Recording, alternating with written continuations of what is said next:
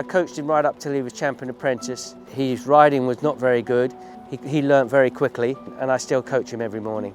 In answer to the question, what's your ambition, what do you want to achieve in racing, he just looked Richard straight in the eye and said, I'm going to ride more classic winners than my father.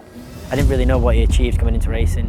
Kingman made a thunder dives and I think won the Guineas. Before I knew what he achieved, I didn't really understand it all. So until now, obviously, I know what he's achieved. I've got high expectations of myself and I feel like I've held my own. I'm not really following in his footsteps anymore. And Oxted has given Cieren Fallon his first win at the Royal Meeting.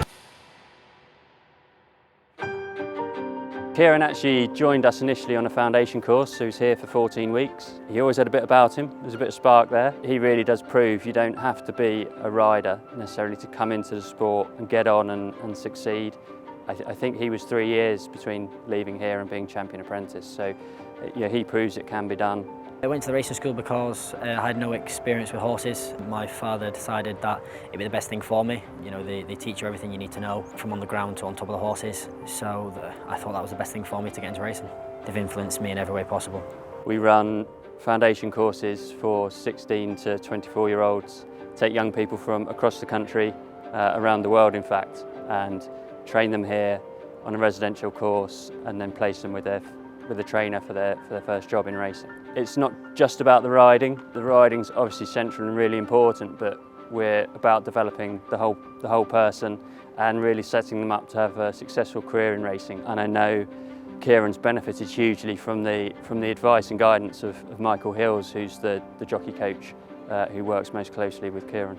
First met Cieren when he was 16. We started to ride work together and I basically coached him from 16 onwards. We'd come up to the racing school and practice. Say Cieren's got a ride at Ascot, well I just put a film on the TV there of Royal Ascot, any trip, and we'd just go through it together.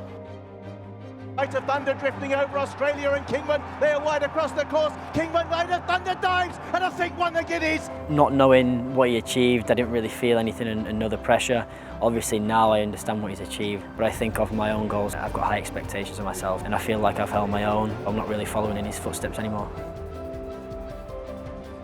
My highlight of my career would be being crowned champion apprentice at Qipco British Champion Day Series and obviously Royal Ascot the King's Stand on Oxted.